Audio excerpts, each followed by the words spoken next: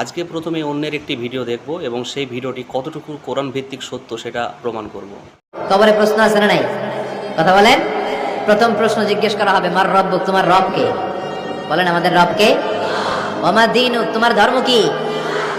বিষ্ণুনবীর চেহারা দেখিয়ে বলা হবে, তারিফু মান হাযার রাজুল, এই লোকটারে চিনো? আমরা কি বলবো? আমরা চিনি, উনি আমাদের প্রিয় রাসূল মুহাম্মদুর রাসূলুল্লাহ সাল্লাল্লাহু আলাইহি ওয়াসাল্লাম।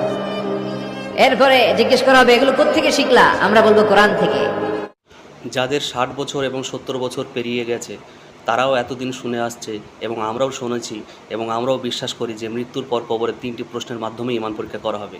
কিন্তু আমরা যে এই সব ভাইরাল বক্তাদের আমরা চোখ বন্ধ করে বিশ্বাস করি, কিন্তু পবিত্র কোরআনে এই 3টি প্রশ্নের মাধ্যমে ঈমান পরীক্ষা করা হবে এমন কোনো আয়াত পবিত্র কোরআনে নেই। আমার কথা যদি আপনারা বিশ্বাস না করে থাকেন, তাহলে আপনারা যারা ফজরের আজানের আগে কথাটা আমার শুনবেন, তারা ফজরের নামাজ পড়েই আপনি ইমাম সাহেবকে জিজ্ঞাসা করবেন। যারা জোহরের আজানের আগে আমার কথাটি শুনবেন, জোহরের নামাজের পরে আপনারা আপনার যে ইমাম সাহেব তেনাকে জিজ্ঞাসা করবেন যে পবিত্র কোরআনে কি 3টি প্রশ্নের মাধ্যমে ঈমান পরীক্ষা করার কথা কোরআনে কোনো জায়গায় আছে? সরাসরি বলবে না, এটি পবিত্র কোরআনে কোনো জায়গায় নেই। অথচ নবী মুহাম্মদ সাল্লাল্লাহু আলাইহি সাল্লাম বলছেন যে আমি গায়েব জগতের খবর জানি না, সূরা আনামের 50 নম্বর আয়াত এবং সূরা আরাফের 188 নম্বর আয়াত। এবং গায়েব জগতের খবর আল্লাহ ছাড়া কেউ পৃথিবীতে কেউ জানে না, সূরা নমলের 65 নম্বর আয়াত। তাহলে এই গায়েব জগতের খবর আমরা যদি জানি, সেটা আমাদের তো কোরআন থেকে জানতে হবে।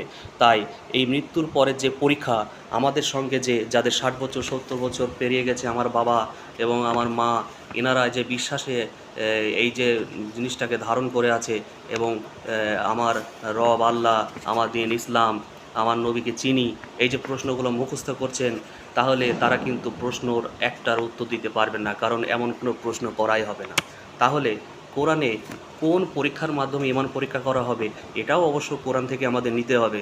কিন্তু যারা এখনও পর্যন্ত এদেরকে অন্ধের মতো বিশ্বাস করছেন, আমি তাদেরকে বলে যাই যে পৃথিবীতে সবচেয়ে জাল হাদিস যেটা, এইটা হলো সবচেয়ে জাল হাদিস, যে কবরে মৃত্যুর পর 3টে পরীক্ষার মাধ্যমে 3টি প্রশ্নের মাধ্যমে ঈমান পরীক্ষা করা হবে। খুবই জাল হাদিস এটা, এবং যারা এরা প্রচার করে এরাও জাল মৌলবী। এদের কথা কোনো ভিত্তি নেই, কোরআনে যেহেতু নেই, আমরা জেনে শুনেও কেন তাদেরকে আমরা মানব। কোরআন থেকে জানবো কিভাবে ঈমান পরীক্ষা করা হবে। মৃত্যুর পর সকলকে পুনর্জীবিত করে আল্লাহর কাছে নিয়ে যাওয়া হবে, সূরা আনামের 36 নম্বর আয়াত। এবং তার সম্মুখ থেকে সকল পর্দা উন্মোচিত করা হবে এবং তার দৃষ্টি প্রখর হবে, সূরা কাফের 22 নম্বর আয়াত। তখন প্রভুর দিকে এক দৃষ্টিতে তাকিয়ে থাকবে, সূরা কিয়ামের 23 নম্বর আয়াত। কাফিররাও সেদিন স্পষ্টভাবে সেদিন দেখতে পাবে, সূরা মরিয়মের 38 নম্বর আয়াত। তখন বলা হবে, তোমরা মৃত্যুর পূর্বে যা কিছু দেখতে এবং কামনা করতে, আজ সব দেখলে তো, সূরা ইমরানের 143 নম্বর আয়াত। তখন বলবে যে হ্যাঁ, আমরা দেখলাম এবং শুনলাম এবং প্রভুকে বিশ্বাসও করলাম, সূরা সেজদার 12 নম্বর আয়াত।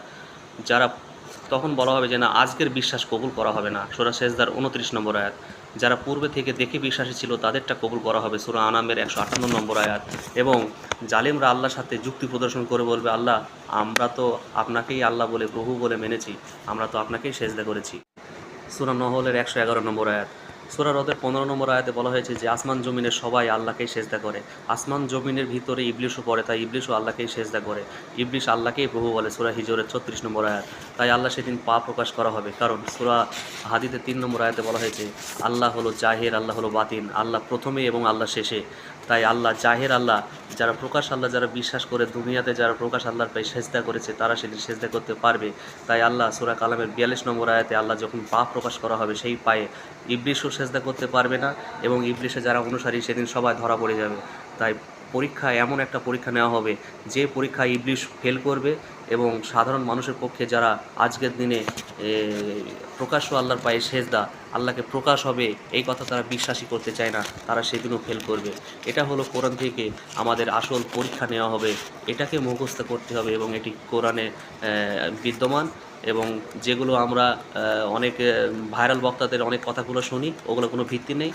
পবিত্র কোরআনের মাধ্যমে আমাদেরকে ঈমানি পরীক্ষা দিতে হবে, এটাই সত্য।